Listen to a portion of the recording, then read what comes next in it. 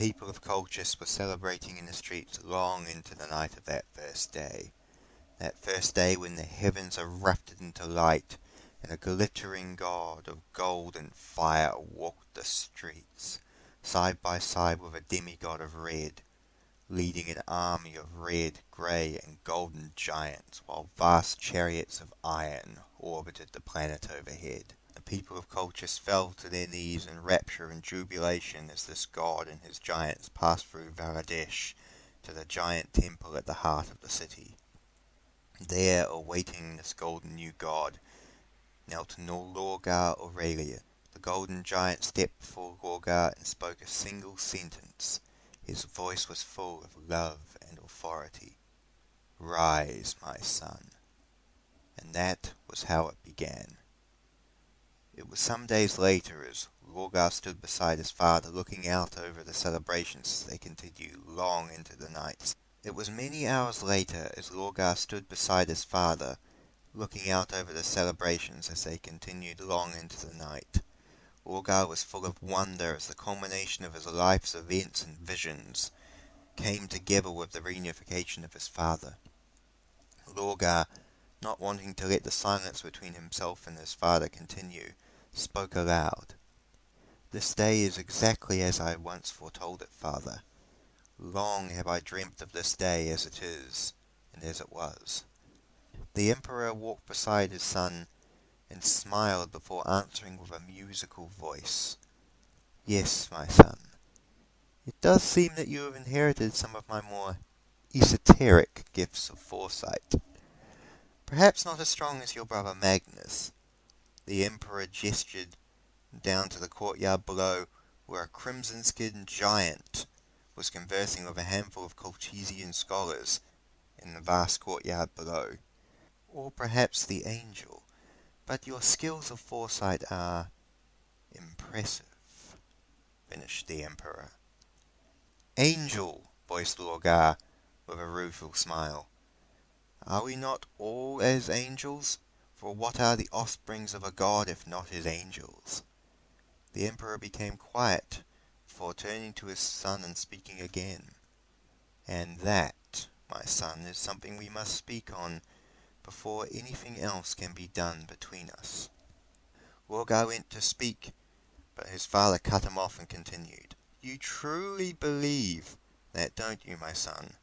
I see these people, and I see you, and I see that your love and devotion for me is not just the loving devotion of a son to his father.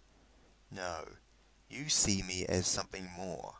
You see me as divine," the Emperor finished. "But you are divine," insisted Lorgar.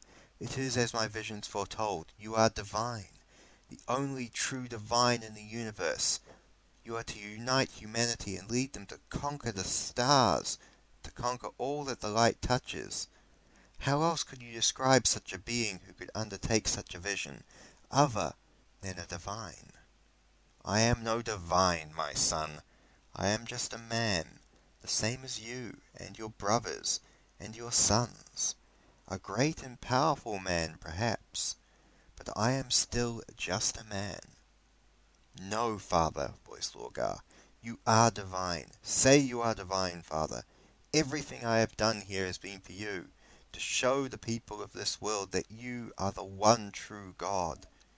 I have given everything for this vision, everything for you. Thousands upon thousands of my followers have died for you and this vision."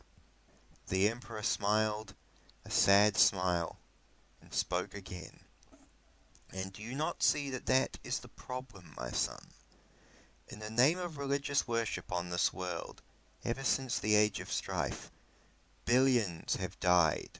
Wars, lies, slavery, sacrifice, rituals, and every conceivable horror and debauchery that could be committed on this world have been committed in the name of worship, in the name of false gods." Lorgar hesitated before answering. "Yes, that is what the old churches of this world may have done, but I have overthrown them, and now our worship of you is pure and untainted by the sins of the old cults. We can work together to better aid your vision for the galaxy. You can do that without resorting to worship, my son. Great deeds can be done for the good of all, in the name of all, not just in the name of the divine. Lorgar was becoming more and more flustered at his father's words.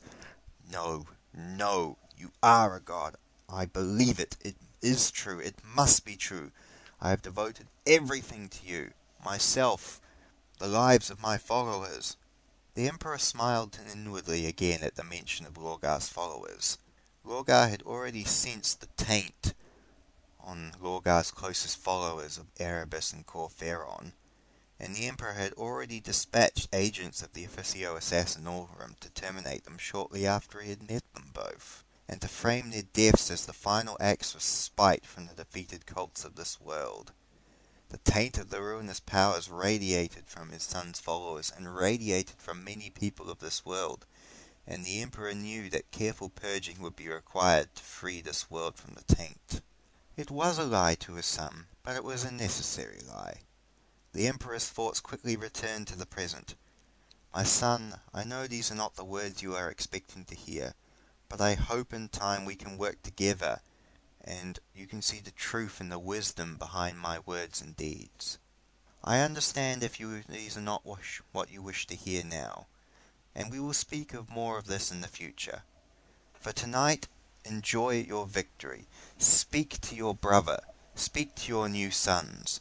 And in time we shall continue this discussion, and I know, my son, that together we shall do great things in the name of mankind.